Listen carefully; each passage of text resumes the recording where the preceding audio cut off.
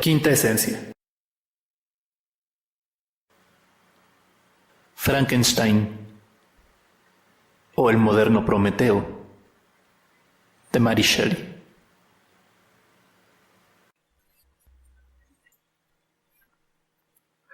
Relato del Dr. Frankenstein.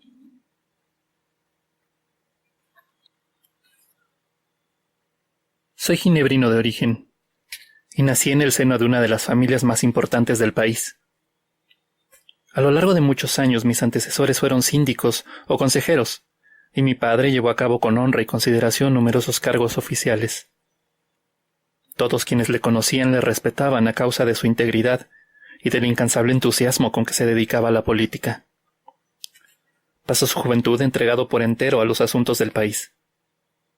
Varios motivos le impidieron casarse a edad temprana, y no pudo contraer matrimonio y convertirse en padre de familia hasta que su camino por la vida estaba ya muy avanzado. Como algunas de las circunstancias de su matrimonio aclaran su personalidad, no quiero seguir adelante sin citarlas.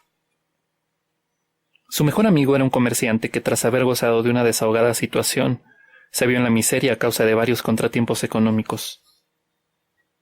Aquel hombre llamado Beaufort era de un carácter fuerte e intransigente. No fue capaz de soportar la vida en la miseria y verse olvidado por todos en la ciudad donde había destacado por su categoría y riqueza. Por ello, tras haber satisfecho honradamente sus deudas, se retiró a Lucerna, acompañado por su hija, y vivió apartado de todos casi en la más absoluta pobreza. Mi padre tenía por Beaufort una gran estima, y la noticia de aquel destierro obligado por penosas circunstancias no dejó de afectarle mucho. Deploró con amargura el anacrónico orgullo que había obligado a su amigo a portarse de una forma tan poco adecuada al cariño que les unía. Cargó inmediatamente sobre sus espaldas la tarea de buscarlo, confiando en llegar a convencerle de que recuperara su posición, aceptando para ello su ayuda y su crédito.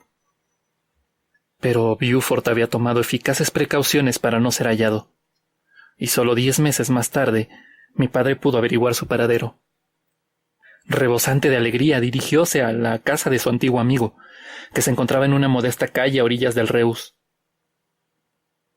Lamentablemente, cuando llegó, no encontró más que desesperación y miseria. Beaufort no logró salvar del desastre sino una mínima cantidad de dinero, que había bastado tan solo para proporcionar durante unos meses el sustento necesario a él y a su hija.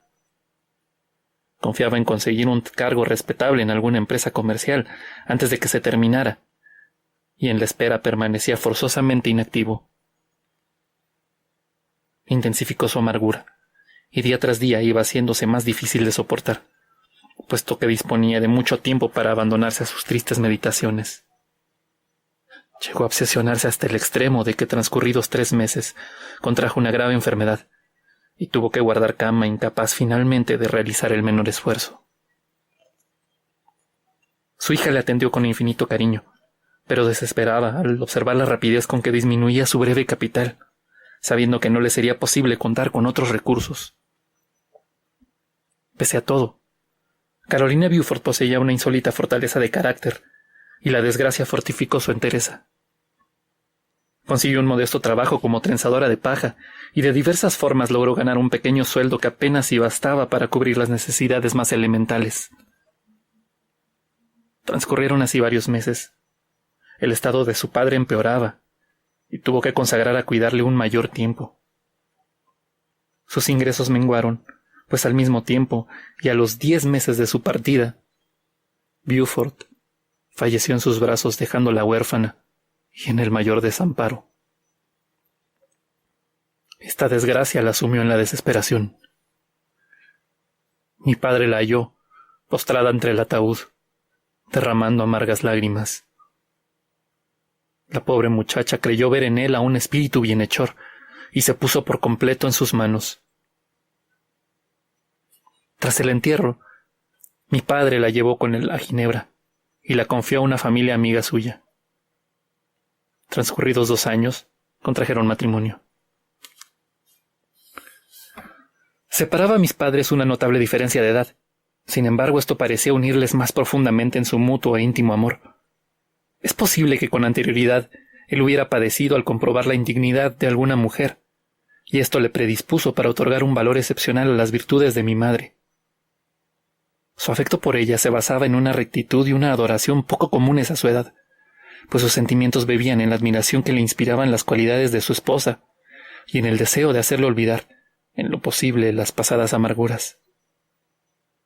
Se comportaba con inigualable delicadeza. Velaba para que todo estuviera dispuesto de forma que satisficiera sus más íntimos deseos. Se esforzaba en protegerla, del mismo modo que el jardinero protege de la escarcha una planta exótica, y colmarla de cuanto podía complacer su dulce y amable naturaleza.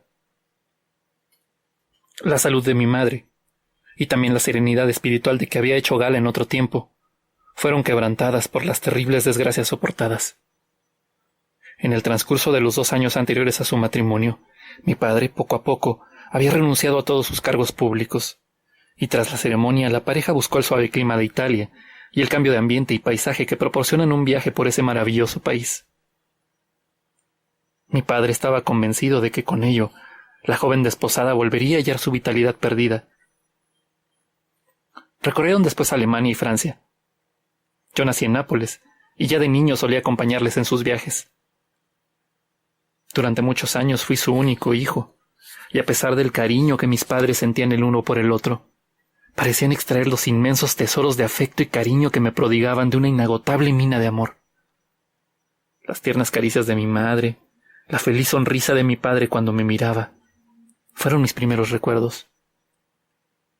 Yo era su juguete, y su Dios más todavía, su hijo. La débil criatura inocente que el cielo les había entregado para que le enseñaran el bien, y que sólo ellos podían dirigir hacia la felicidad o el sufrimiento, según cómo llevaran a cabo sus deberes de padres.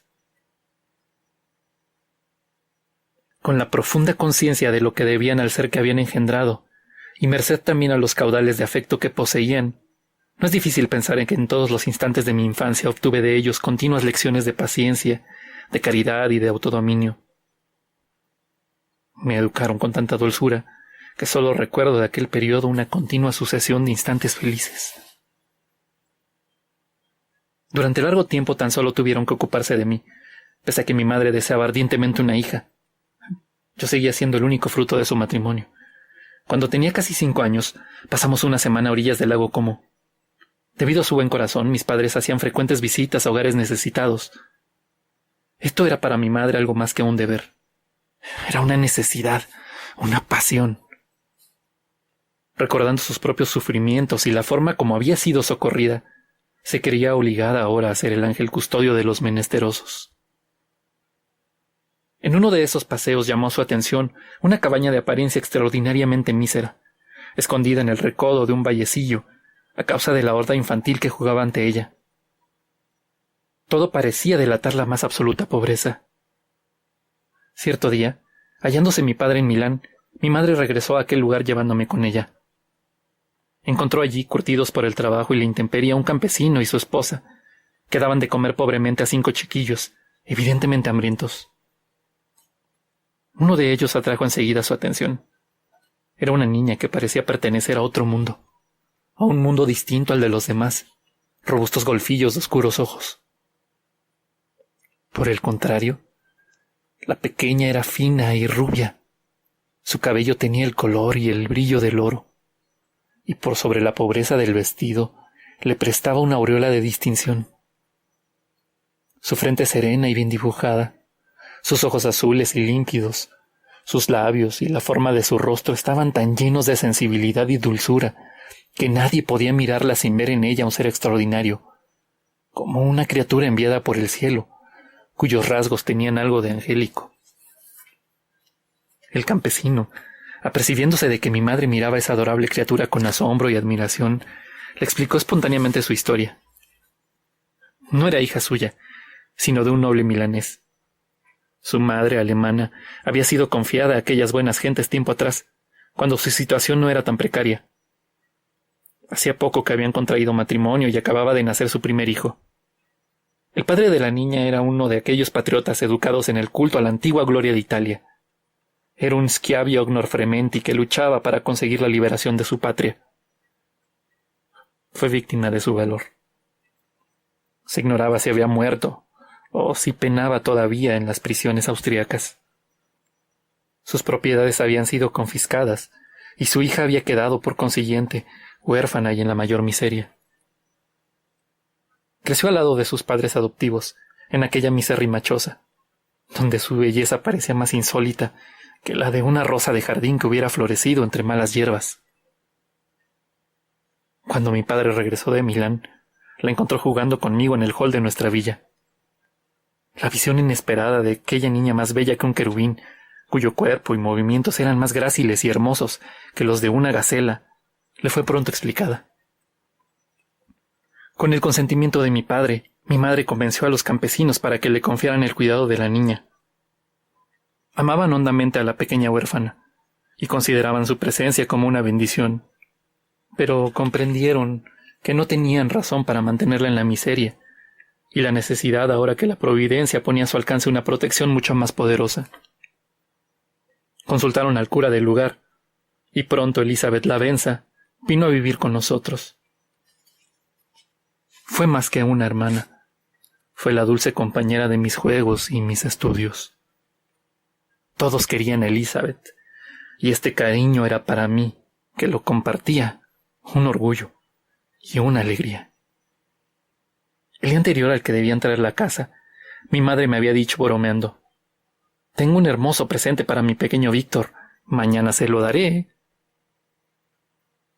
Y cuando, a la mañana siguiente, ella me presentó a Elizabeth como el regalo prometido, yo, con infantil seriedad, creí sus palabras al pie de la letra, y tomé a Elizabeth como mía para protegerla, cuidarla y quererla.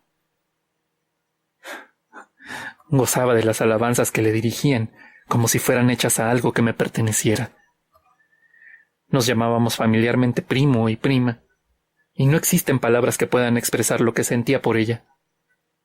Era mejor que una hermana para mí, y hubiera deseado no separarme jamás de ella.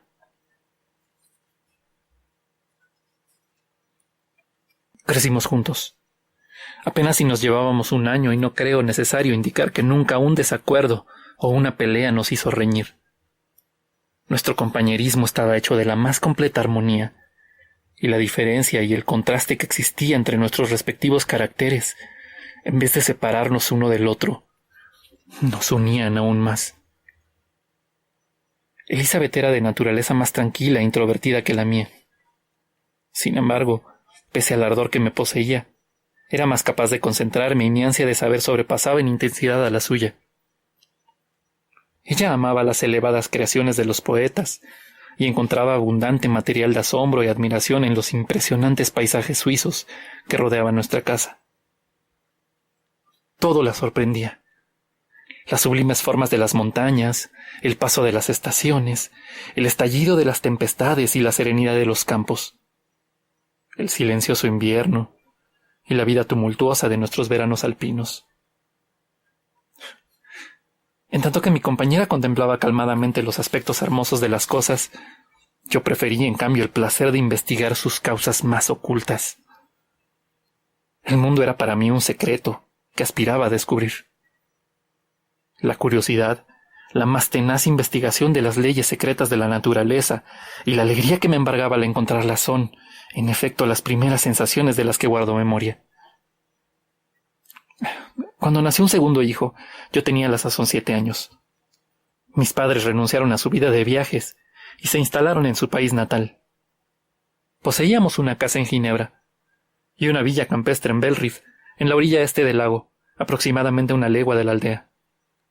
Vivíamos preferentemente en esta propiedad campestre y la existencia de mis padres transcurría en absoluto aislamiento. Yo prefería también evitar la muchedumbre para consagrarme por entero a unos pocos seres.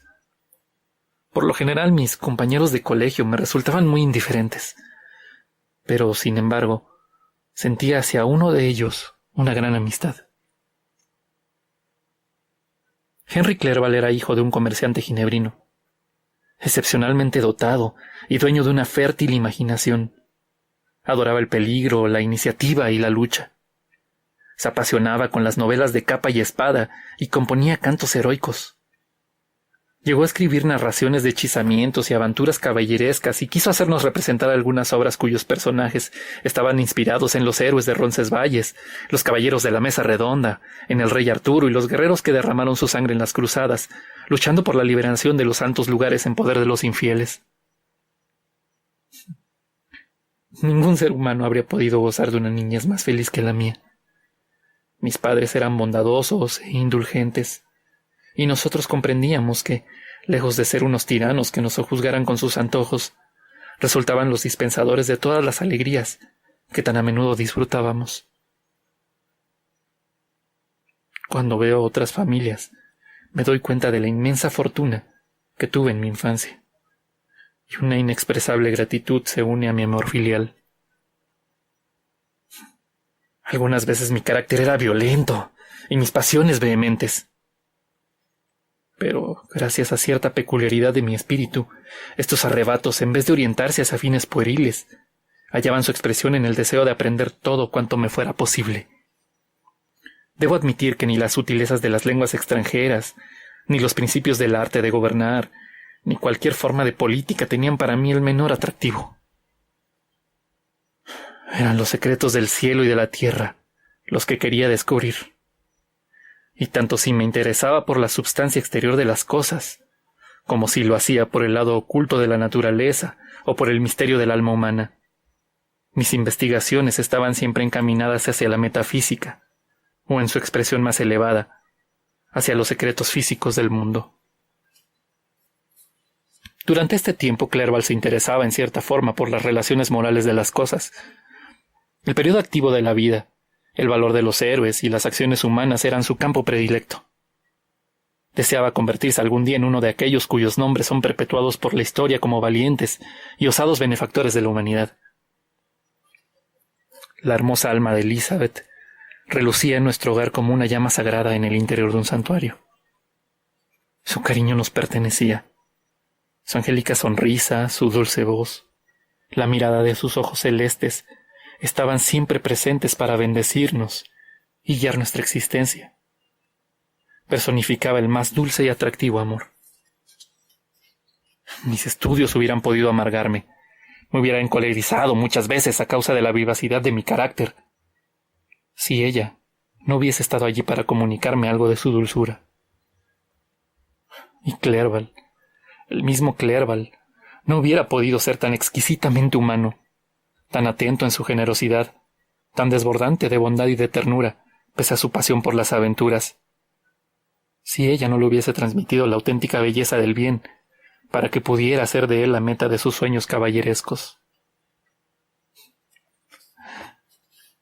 Experimento un gran placer al evocar estas imágenes de mi infancia, cuando la adversidad no había corrompido aún mi espíritu y cambiado mis brillantes visiones de utilidad universal en sombríos y mezquinos pensamientos personales. Pero esbozando el cuadro de mi niñez, trazo también el de los acontecimientos que paso a paso me conducirían hasta el relato de mi tortura. Pues cuando intento averiguar cómo surgió esta pasión que dominaría mi destino, la veo nacer como un arroyuelo silvestre, de fuentes recónditas y casi olvidadas, para henchirse hasta ser el torrente impetuoso que habría de aniquilar todas mis esperanzas y alegrías. La filosofía natural ha forjado mi destino. Es preciso, pues, que le explique los hechos que determinaron mi preferencia por esta disciplina. Contaba 13 años cuando realicé con mi infancia una excursión a un balneario termal cercano a Thonon. El mal tiempo nos obligó a permanecer encerrados todo un día, y encontré por casualidad en el albergue un volumen de las obras de Cornelius Agripa. Lo abrí lleno de aburrimiento, pero los maravillosos hechos que allí se narraban cambiaron pronto en entusiasmo o indiferencia. Tuve la seguridad de que una luz nueva venía a iluminar mi cerebro.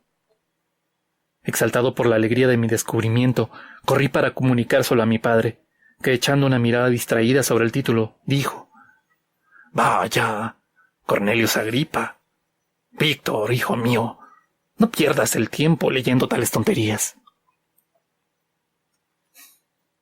Si en lugar de hacer semejante comentario, Mi padre se hubiera molestado en explicarme que los principios de Agripa no tenían ningún valor, que existía una concepción moderna y científica cuyas posibilidades eran infinitamente superiores a las de las antiguas teorías, porque estas últimas eran simplemente quiméricas mientras que la primera era cierta y positiva. Yo me hubiera sentido satisfecho y no hubiera vuelto a sentir interés por Agripa. Hubiera llenado mi imaginación siempre despierta, retomando con renovado ardor mis antiguos estudios, e incluso es posible que mis ideas posteriores jamás hubiesen tomado aquella dirección, que terminaría por arruinarme. Pero la falta de interés con que mi padre contempló el volumen me convenció de que no conocía su contenido, y proseguía, por lo tanto, leyendo con la misma avidez que al comienzo. De vuelta a casa, mi primer pensamiento fue conseguir las obras completas de Cornelius Agripa, y enseguida las de Paracelso y Alberto el Grande. Leí y estudié con entusiasmo las fantasías de esos escritores, que eran a mis ojos tesoros que, excepto yo, poca gente conocía. He dicho ya que siempre había estudiado imbuido del fervoroso deseo de penetrar los secretos de la naturaleza. A pesar de las apasionantes investigaciones y los maravillosos descubrimientos realizados por los filósofos modernos, mis estudios sobre estas materias siempre me habían decepcionado y dejado insatisfecho. Se ha dicho de Sir Isaac Newton que frente al gran océano inexplorado de la verdad, se sentía como un niño que recogiera pequeñas conchas en la playa. Aquellos de sus sucesores que se enfrascaron en las diversas ramas de la filosofía natural y que yo había leído, aparecían a mis ojos infantiles como dedicados a una tarea semejante. El ignorante campesino capta los elementos que le rodean y se familiariza con su utilización práctica. El más sapiente de los filósofos, apenas si le aventajan algo. Ha descubierto en parte la verdadera faz de la naturaleza, pero su estructura inmortal es todavía para él un misterio y una fuente de asombro. Puede estudiar, disecar, dar nombres, pero es incapaz de deducir una sola de las causas últimas. Ignora por completo las causas en su estado secundario y terciario. Contemplé las murallas y los obstáculos que parecen estar destinados a impedir que los hombres penetremos en el reducto de la naturaleza, y en mi ignorancia desesperé prematuramente. Pero he aquí que hallaba en estos libros a unos hombres que lo habían logrado antes que yo, y cuya sabiduría me aventajaba en mucho. Acepté sin reservas lo que afirmaban, y me convertí en su discípulo. Esto puede parecer extraño en pleno siglo XVIII, pero si bien estaba sometido a la rutina de los estudios normales en las escuelas de Ginebra, era en gran parte autodidacta en este aspecto.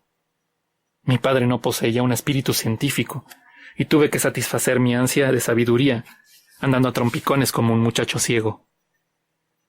Conducido por los nuevos maestros que había elegido, partí lleno de ardor a la búsqueda de la piedra filosofal y del elixir de la vida. Fue sobre este último donde centré pronto todo mi interés. La riqueza no era a mi entender más que una meta inferior.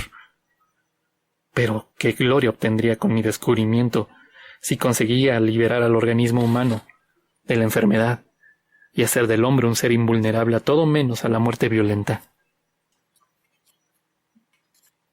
Consideraba también otras posibilidades.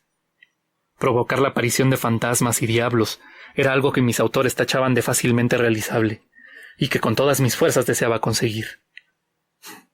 Como es lógico, mis encantamientos quedaron sin efecto alguno. Pero yo atribuía estos fracasos más a errores debidos a mi inexperiencia que a falta de veracidad en las teorías de mis educadores. Fue así como por un tiempo me entregué a los sistemas alquimistas, mezclando como un no iniciado multitud de datos contradictorios, pataleando desesperadamente en un auténtico mare magnum de disparatados conocimientos, acicateado por una imaginación desenfrenada y un razonamiento infantil. Todo siguió igual, hasta que un incidente vino a dar una nueva dirección a mis teorías. Contaba alrededor de 15 años cuando, encontrándonos en la casa de Belrive, presenciamos una tempestad de increíble violencia. procedía de más allá de la cordillera del Jura, y los truenos parecían relumbrar en todos los rincones del cielo. Mientras duró la tormenta, observé su imponente fuerza absorto y admirado, y estando en el dintel de la puerta vi de pronto cómo un torrente de fuego alcanzaba un viejo roble que se levantaba a unos 20 metros de la casa. Cuando el deslumbramiento causado por el estallido se hubo disipado, me di cuenta de que el árbol había desaparecido. No era más que un tocón carbonizado. A la mañana siguiente, nos aproximamos para contemplarlo mejor, y descubrimos que el roble había sido insólitamente mutilado. El choque no le había hecho volar por entero, sino que lo redujo a pequeñas astillas de madera. Nunca había visto algo tan destrozado. Hasta aquel momento, yo lo había ignorado todo en lo que se refería a las leyes que rigen la electricidad. Quiso al azar que un hombre muy versado en filosofía natural se hallara aquel día con nosotros, e interesadísimo por el fenómeno, comenzó la exposición de una teoría que había desarrollado sobre la electricidad y el galvanismo, teoría que resultó para mí a la vez nueva y asombrosa.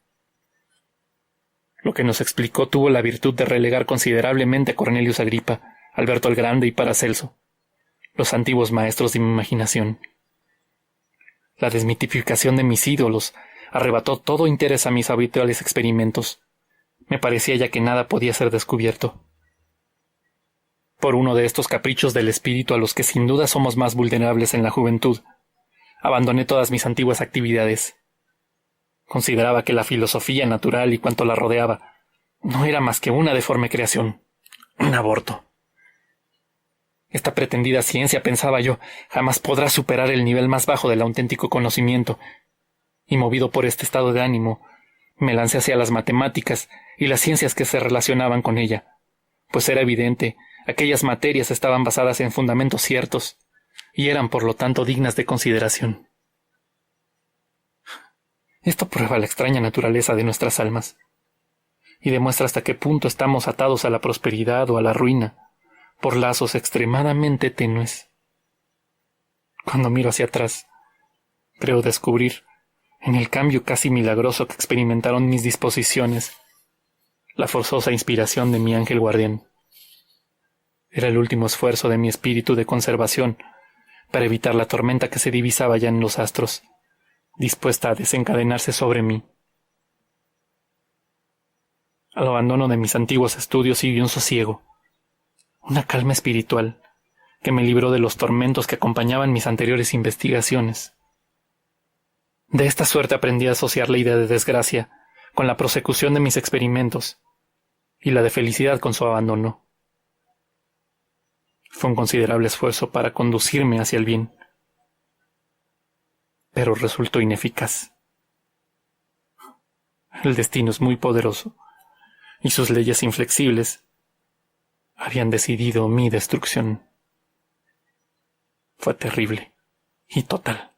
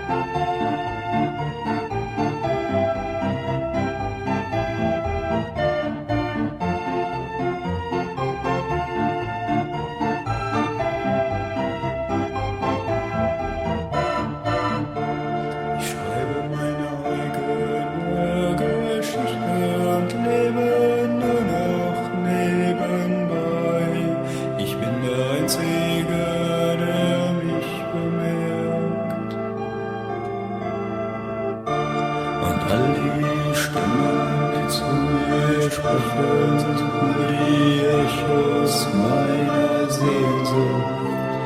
Machtlos begegne ich der Einsamkeit und machtlos zeige ich ihr mein Gesicht.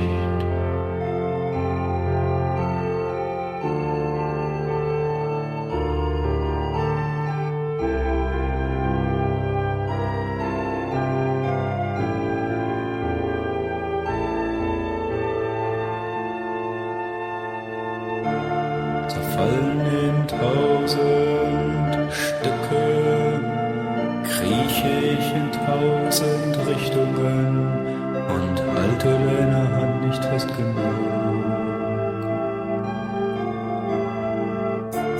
In falsche Träume mich geflüchtet, auf besetzte Plätze mich gesetzt. Suchte ich die Herrlichkeit der Zweisamkeit und fand nur die lächerliche Einsamkeit.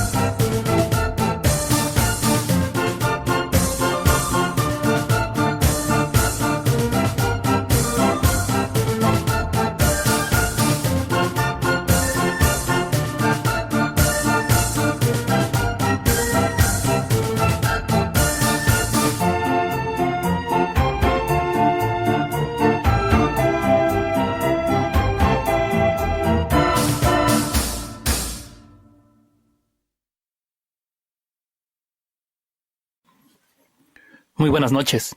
Soy Sergio Puga y les doy la bienvenida al segundo bloque de Quintesencia dedicado a Frankenstein de Mary Shelley. Lo que acabamos de escuchar como música es algo de Lacrimosa, que se llama Einsamkeit, que quiere decir soledad.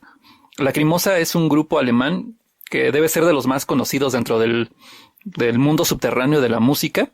Es un grupo que ya tiene muchos años, ya tiene tocando desde 1991. Empezó como un proyecto único de Thilo Wolff y posteriormente, 3 discos más tarde, se integraría con él una voz de mujer, la voz de Ann Nurmi de Finlandia.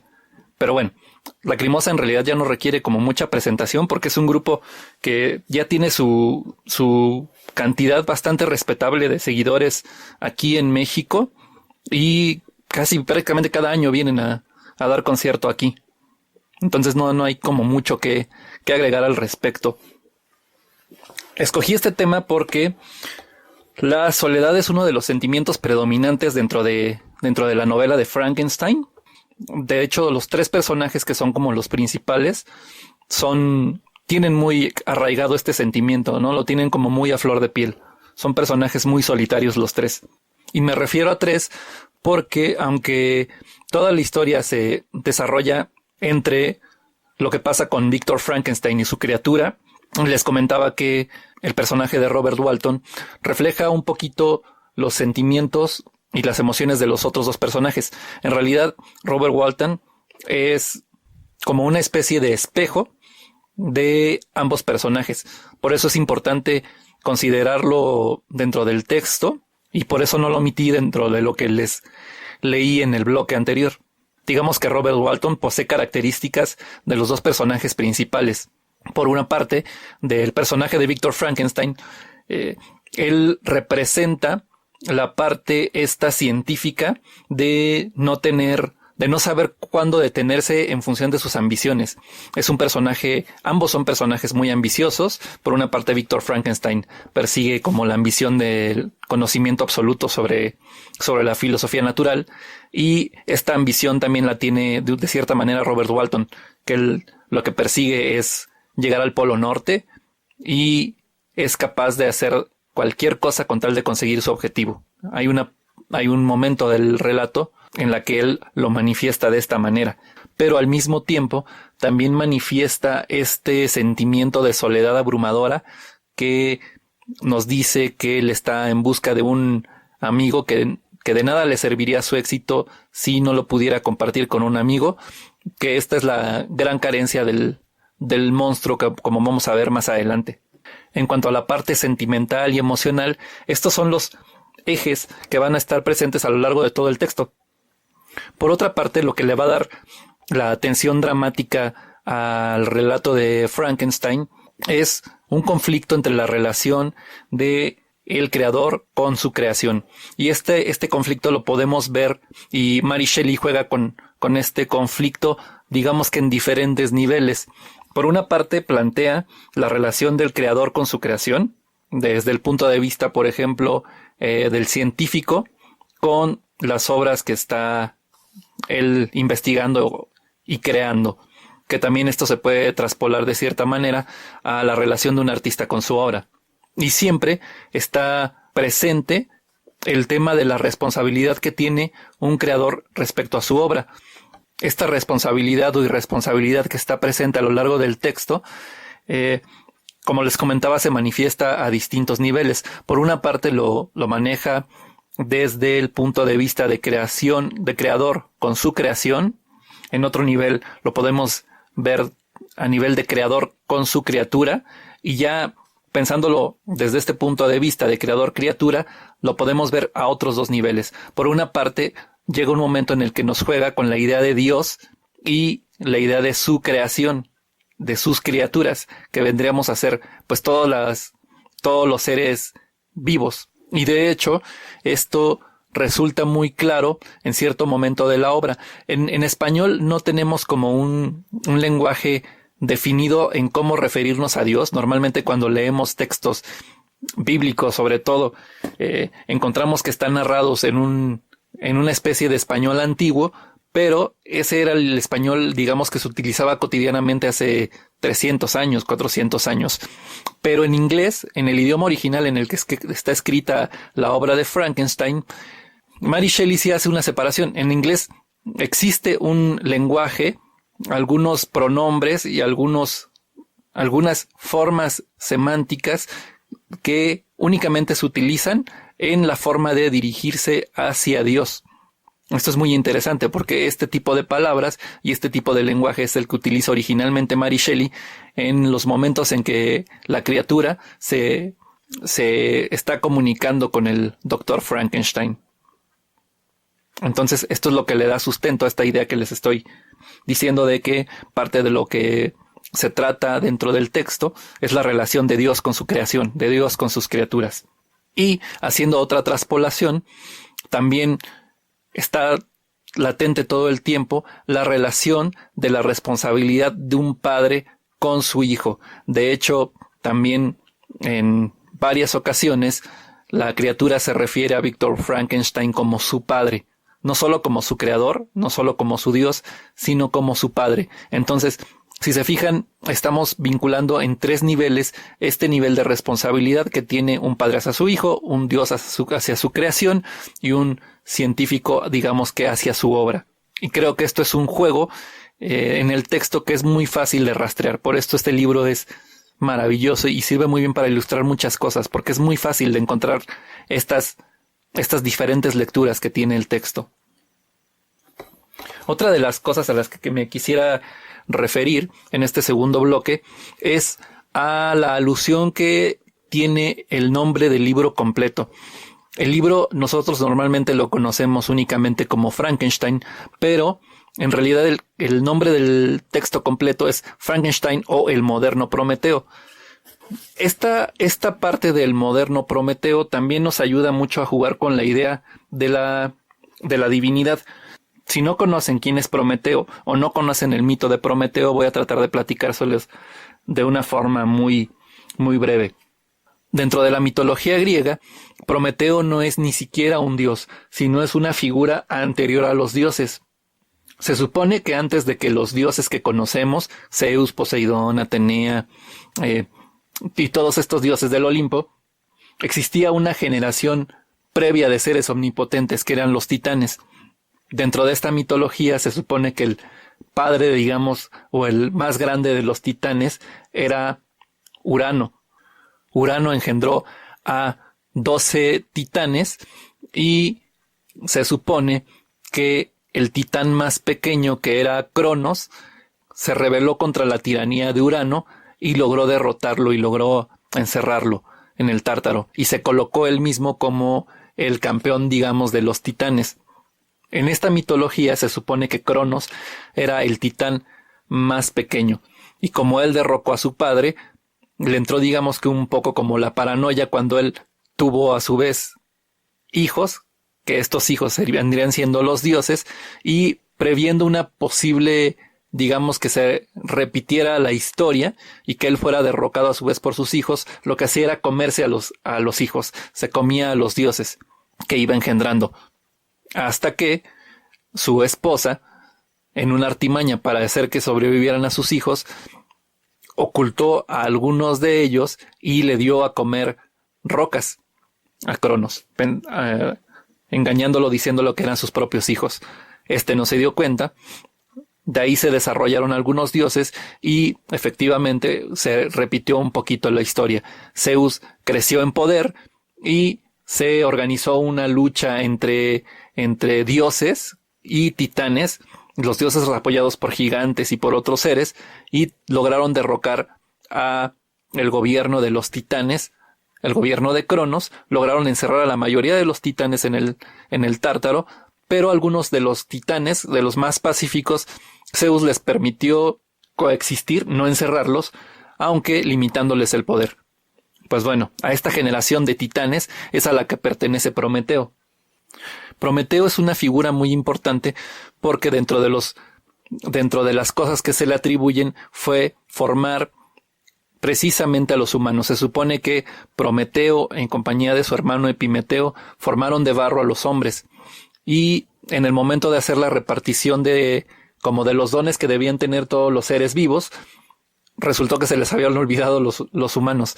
Y como ya no tenían como muchos atributos que darle, a Epimeteo y a Prometeo se les ocurrió darles como la capacidad de raciocinio. Se les ocurrió que como no iban a tener como virtudes físicas prominentes, entonces les iba a conceder la virtud de la razón, del razonamiento. Y como quedaron desprotegidos, Prometeo poco a poco fue generándoles dones, generó una simpatía por los humanos y fue colocándoles dones. El don del raciocinio, les enseñó la agricultura, les enseñó cómo dominar a los otros animales, les enseñó a cómo vestirse y demás. Entonces Prometeo es como la figura mitológica griega que opera como el gran benefactor de la humanidad. Y dentro de esos beneficios que le concedió a la humanidad, se supone que Prometeo fue quien nos legó el conocimiento del fuego. Dentro de esta mitología se supone que el fuego era como el atributo divino por excelencia y que Zeus lo tenía bien custodiado en el Olimpo. Pues en algún momento Prometeo, como benefactor de los humanos, va con Zeus y le pide que para que los humanos puedan protegerse, siendo la especie más vulnerable, les concediera el don del fuego. Obviamente Zeus se lo niega y lo que hace Prometeo es robarse el fuego y concedérselos a los humanos, robarles como una especie de flama y otorgárselos a los humanos. Dentro de estas como leyes no escritas que rigen hasta los mismos dioses, se supone que lo que un dios o un ser superior concede no se puede revertir. O sea, si un dios ofrece un don o un titán ofrece un don a una persona o a los humanos en general, ningún otro dios lo puede revertir. Entonces, como Prometeo ya les había dado el fuego, Zeus no se lo podía retirar, ya no había forma de retirárselo a los humanos. Entonces lo que buscan para desquitarse de los humanos por ser beneficiados por el fuego es buscar un ardid para que les caigan todas las plagas y todos los pesares del mundo. Y lo que se le ocurre es formar una mujer junto con Hefesto que sea la mujer que reúna todas las virtudes y la mujer que sea la mujer perfecta. Esta mujer se llama Pandora y lo que va a hacer para como una especie de escarmiento para Prometeo y para Epimeteo, sobre todo para Prometeo, es mandarle a Pandora como hacerle como una forma de tentación. Y la estratagema está en que encierran todos los males en una caja, la famosa caja de Pandora. Lo que esperaban ellos era que, lo que esperaba Zeus era que la mujer se acercara con Prometeo, él la tomara como esposa y que en determinado momento Prometeo liberara esta caja, abriera esta caja, Zeus se la manda como regalo, esperaba que Prometeo abriera esta caja y de esta manera perjudicar a los humanos en compensación de lo que les había otorgado, que era el poder del fuego. Prometeo decide no confiar en Zeus y él se libera de cierta manera de ser como la plaga directa que afecte a los humanos. Creo que lo que sigue del mito es que finalmente Pandora termina tentando a Epimeteo y de ahí Epimeteo sí cae, digamos que en la trampa, y de ahí se liberan todos los males, las enfermedades, las plagas y demás. Entonces aquí se conjuntan el mito de Prometeo y el mito de la caja de Pandora. En cierto sentido, Prometeo con esta acción se vuelve como el gran benefactor de la humanidad, pero al mismo tiempo también se convierte en el gran perjudicador, por decirlo de alguna manera, de la humanidad, porque provoca la ira de Zeus y que se genera esta caja de Pandora. Entonces también existe un poquito esta dualidad dentro del mito. Ya con este conocimiento, si podemos hacer como el vínculo entre el nombre del cuento, el nombre de la novela, perdón, y el mito de Prometeo, nos coloca al doctor Víctor Frankenstein como el moderno Prometeo, que igual es el gran benefactor, es el gran como proveedor de bienes, pero a la vez es el gran proveedor de la catástrofe, que es lo que representa la criatura. Otro de las cosas interesantes que hay en esta parte del relato es la presencia constante de la influencia de la alquimia. La alquimia es como el antecedente, digamos, directo de las ciencias naturales y sobre todo de la química. De hecho, pues no es casual que alquimia y química se parezcan tanto. Y el nombre de este proyecto, que es Quintesencia, tiene mucho que ver con el tema de la alquimia. Lo que buscaban los alquimistas era el conocimiento como total de la filosofía natural, y se enfocaban principalmente en la búsqueda de dos cosas. Una que era la piedra filosofal, que seguramente la habrán escuchado nombrar mucho ahora que estuvo de moda Harry Potter, y la otra fue el elixir de la vida. De hecho, ambos elementos, tanto la piedra filosofal como el elixir de la vida, están presentes en la última parte de la historia, de las historias de Harry Potter. Pero, ¿qué es la piedra filosofal? Lo que se manejaba dentro de los conocimientos filosóficos de la alquimia era que todas las cosas en el mundo estaban compuestas a partir de 4 grandes elementos, que son el fuego, la tierra, el aire y el agua. Se supone que todos los elementos sobre la tierra, todas las cosas sobre la tierra estaban compuestas por estos 4 elementos. Y ellos asumían que había un cierto conocimiento o había un quinto elemento, una quinta esencia, que era la que definía cómo se combinaban estos otros cuatro elementos para hacer una cosa o ser otra. Suponían que había un quinto elemento con el que se podía manipular, digamos que la materia, para transformarse en lo que uno quisiera. Y ya pensándolo en fines prácticos, lo que querían era transmutar los minerales comunes, transmutarlos en oro. Ese era como el fin práctico de la piedra filosofal. En realidad no era que buscaran una piedra físicamente que lograra esto, sino más bien lo que buscaban encontrar era una especie de mineral que hiciera como la magia de hacer la transformación de un elemento en otro. Encontrar este quinto elemento o encontrar esta quinta esencia era hasta cierto punto volverse un poco una especie de Dios, porque tenías el poder de transformar las cosas. El otro elemento que les decía, que es el elixir de la vida, pues es como un poquito más fácil de entender, ¿no?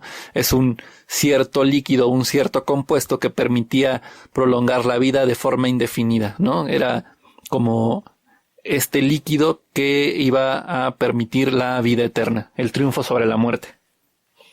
Estos eran los dos elementos principales que perseguían los alquimistas. Y bueno, en la búsqueda de estas sustancias, de combinar sustancias para obtener estos resultados, esto fue lo que fue sentando la base para digamos como el conocimiento científico. Y estos personajes que Víctor Frankenstein hace referencia son precisamente alquimistas. Está Cornelius Agripa, está Paracelso, está Alberto Magno, que son como de los alquimistas más famosos de sus tiempos. Ya para cerrar, en el bloque anterior les comentaba que Frankenstein podría ser un libro dolorosamente vigente. ¿Por qué? Porque otro de los grandes dilemas o problemas que plantea es este científico ambicioso no sabe en qué punto detenerse, en qué punto dejar de experimentar. Se involucra en un acto de experimentación y de ir más allá,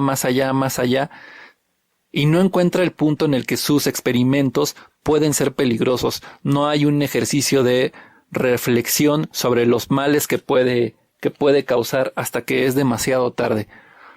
Hoy, en nuestros tiempos, estamos viendo una cantidad de experimentos sin escrúpulos, no solamente en esta época, sino pasajes muy oscuros de la humanidad.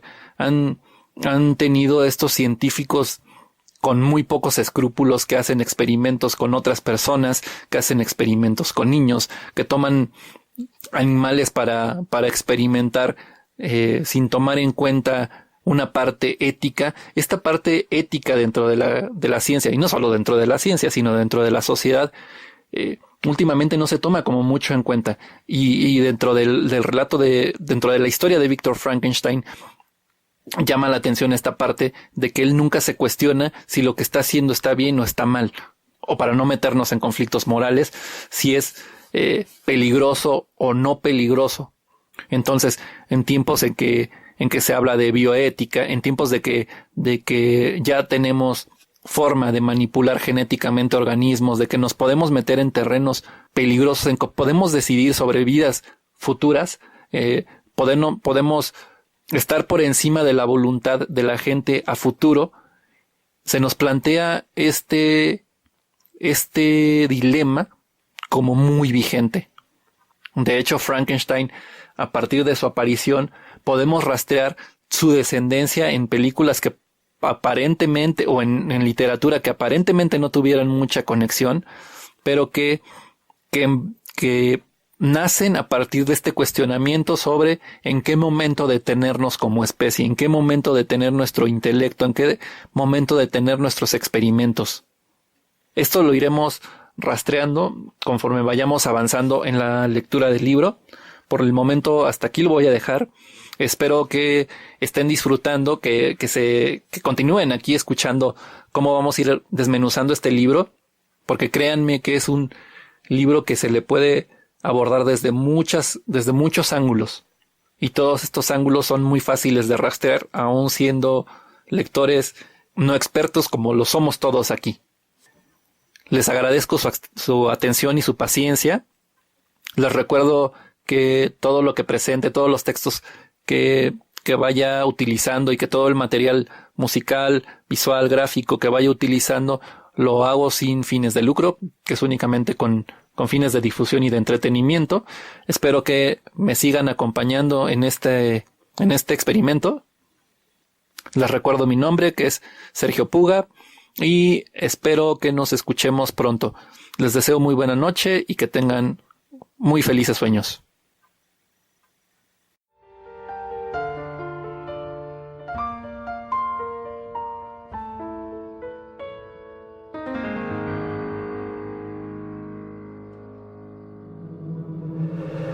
Quinta esencia.